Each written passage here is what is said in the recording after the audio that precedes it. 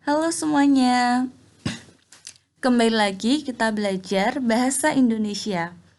Setelah kemarin kita belajar mengenai perbedaan dari teks sejarah dan juga teks cerita atau novel sejarah, hari ini kita akan belajar mengenai jenis dari teks cerita sejarah. Nah, teks cerita sejarah atau yang sering disebut sebagai novel sejarah itu dapat dikategorikan sebagai novel ulang atau rekon. Nah, supaya tidak terjadi kesalahpahaman atas frasa novel sejarah, kita akan mengelompokkan atau kita pelajari mengenai 3 jenis dari novel ulang, gitu ya. Nah, berdasarkan jenisnya, novel ulang ini terdiri atas 3 jenis, yaitu rekon pribadi, rekon faktual informasional, dan rekon imajinatif.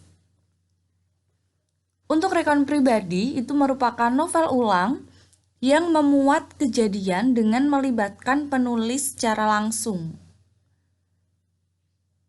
Jadi, ini tuh menceritakan tentang si penulis gitu ya. Jadi melibatkan penulis secara langsung untuk membuat novel ulang gitu. Kemudian yang kedua ada rekon faktual atau rekon informasional, yaitu novel ulang yang memuat kejadian faktual seperti eksperimen ilmiah dan laporan polisi. Jadi penulisannya itu berdasarkan fakta. Nah, ini untuk eksperimen ilmiah kan ini juga fakta gitu ya, laporan polisi juga. Nah, itu termasuk ke rekon faktual. Kemudian yang ketiga ada rekon imajinatif, yaitu novel ulang yang memuat novel imajinatif dengan lebih rinci. Nah, untuk novel sejarah itu tergolong ke dalam novel ulang imajinatif. Artinya apa? Oh, artinya novel tersebut didasarkan atas fakta-fakta sejarah yang kemudian dikisahkan kembali dengan sudut pandang yang lain yang tidak muncul dalam fakta sejarah. Misalnya, seperti yang kemarin sudah saya contohkan itu ya, ada kegemaran, ada emosi, ada keluarga, dan yang lainnya. Jadi, ketika di kisah sejarah aslinya itu tidak memunculkan emosi, nah ketika dibuat novel atau novel sejarah gitu ya, nah itu nanti akan ditambahkan emosi atau imajinasi si penulis itu nanti akan ditambahkan. Nah, jadi untuk novel sejarah ini termasuk ke dalam novel ulang imajinatif gitu ya. Itu untuk ketiga jenis dari novel ulang. Selanjutnya kita akan beralih ke struktur teks cerita sejarah. Jadi teks cerita sejarah ini ada 6 struktur yang harus kalian pahami. Yang pertama itu ada struktur orientasi, yang kedua pengungkapan peristiwa, ketiga komplikasi, keempat klimaks, keempat klimaks ya, kemudian kelima ada resolusi, dan yang terakhir atau keenam itu ada koda. Nah, saya jelaskan satu persatu dulu. Untuk orientasi. Nah, orientasi ini pasti sering kalian kalian sudah sering mendengar kata orientasi dalam struktur teks yang lain. Nah, orientasi ini sering kita kenal sebagai pengenalan situasi cerita. Yaitu apa? Oh, dalam bagian ini itu pengarang akan memperkenalkan latar cerita, baik itu latar waktu, tempat, maupun peristiwa. Selain itu, orientasi juga dapat disajikan dengan mengenalkan para tokoh, menata adegan, dan hubungan antar tokoh. Nah, jadi dalam orientasi ini kan biasanya terletak di bagian awal nih. Nah, itu tuh nanti menceritakan tentang tempatnya di mana, peristiwanya apa, kemudian nama tokohnya siapa aja, kemudian waktu terjadinya itu kapan. Jadi memperkenalkan memperkenalkan hal-hal tersebut dari tokoh, peristiwa, tempatnya, dan yang lain. Itu untuk orientasi. Kemudian, yang kedua ada pengungkapan peristiwa. Dalam bagian ini itu disajikan peristiwa awal yang menimbulkan berbagai masalah, pertentangan, ataupun kesukaran-kesukaran bagi para tokohnya. Jadi ini dari apa kata pengungkapan peristiwa? Oh, berarti mengungkapkan nih. Oh, mengungkapkan tentang apa ya? Peristiwa awal yang nantinya itu akan menimbulkan masalah gitu. Kemudian yang ketiga ada komplikasi. Nah, komplikasi ini biasa disebut atau apa ya? Bisa dikenal sebagai struktur menuju konflik gitu. Nah, dalam struktur ini itu nanti akan terjadi peningkatan perhatian kegembiraan, kehebohan atau keterlibatan berbagai situasi yang nantinya akan menyebabkan bertambahnya kesukaran tokoh. Nah, jadi yang tadi di struktur kedua itu kan pengungkapan peristiwa. Nah, itu mengungkapkan peristiwa yang akan menimbulkan kesukaran-kesukaran bagi para tokohnya. Nah, untuk yang ketiga, komplikasi itu nanti akan terjadi peningkatan perhatian gitu.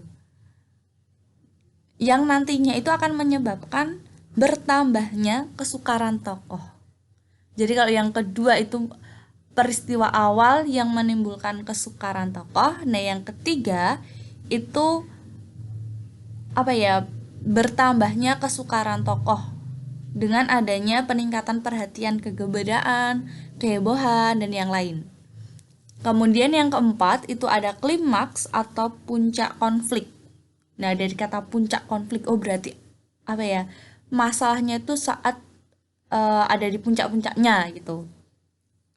Nah, di bagian ini cerita itu yang paling besar dan mendebarkan. Jadi, yang paling kita tunggu-tunggu. Pada bagian ini pula ditentukan perubahan nasib beberapa tokohnya. Misalnya nih, apakah dia kemudian berhasil menyelesaikan masalah atau gagal?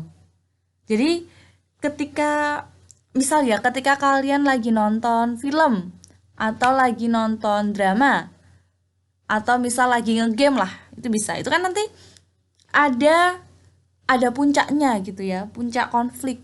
Oh, apakah dia akan berhasil atau akan gagal, atau misal ketika kalian lagi main game kemudian apakah kalian bisa membunuh lawannya atau kalian terbunuh, misal kayak gitu. Jadi apa ya, masalahnya tuh sedang ada di puncak-puncaknya gitu. Kemudian yang kelima itu ada resolusi atau penyelesaian. Sebagai akhir cerita, pada bagian ini itu berisi penjelasan ataupun penilaian tentang sikap ataupun nasib-nasib yang dialami tokohnya setelah mengalami peristiwa puncak itu. Nah, jadi ketika tadi si tokoh itu berada di klimaks atau di puncak konfliknya, nah pada bagian ini itu nanti ada penjelasannya nih, ada penyelesaiannya.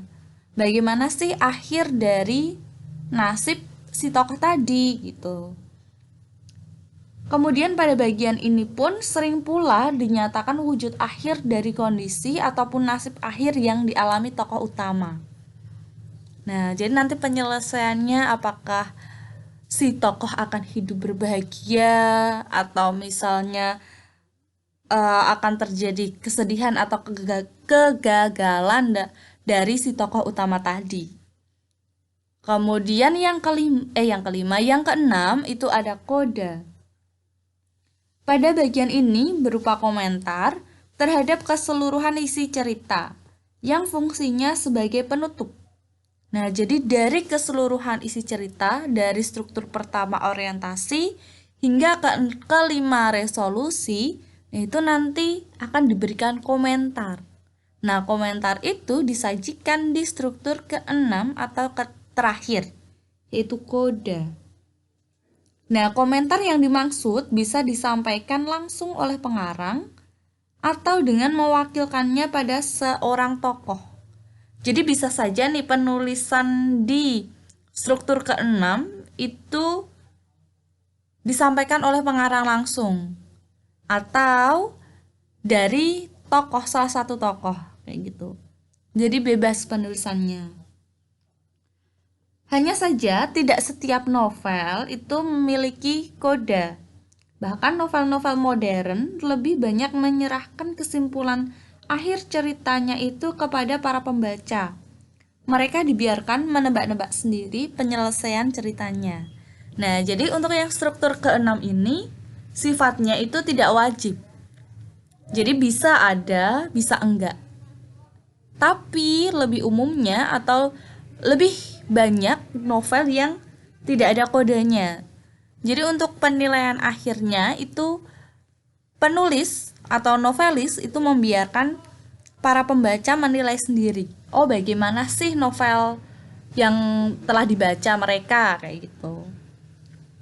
Itu untuk keenam struktur dari teks cerita sejarah. Dan untuk struktur teks cerita sejarah ini berurutan gitu ya. Jadi tidak boleh kalian acak. Misalnya ketika kalian ingin menganalisis struktur teks cerita sejarah atau kutipan novel sejarah gitu ya. Nah, nanti paragraf pertama tentunya nanti ada orientasi. Nah, paragrafnya itu kan ada banyak. Nanti kalian bisa membaca apakah paragraf kedua masih ikut ke dalam struktur orientasi atau sudah beralih ke struktur pengungkapan peristiwa.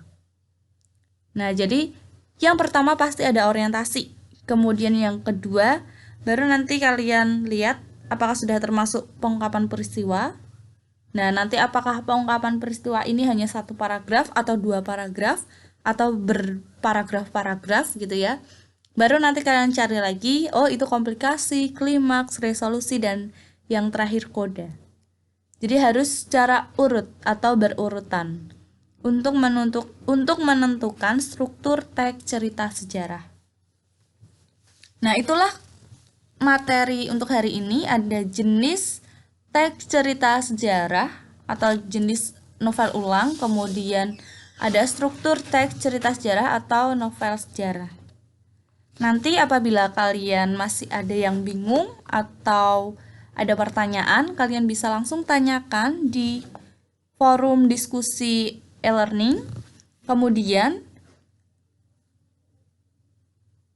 bisa di e-learning atau di WA group juga boleh. Kemudian yang terakhir, kalian kan pertemuan sebelumnya sudah membaca contoh dari teks cerita sejarah atau novel sejarah yang berjudul Kemelut di Majapahit.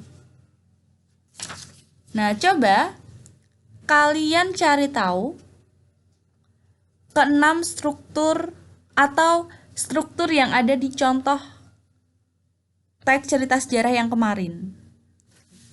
Gitu ya. Jadi nanti silahkan kalian cari strukturnya dan kalian tuliskan di e-learning ya, di diskusi e-learning.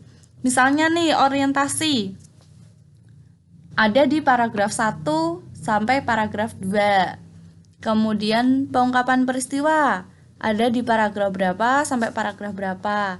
Jadi kalian gak usah nulis kalimatnya, tapi tulis paragrafnya saja. Gitu ya, nanti saya berikan contohnya melalui WA group. Oke, terima kasih.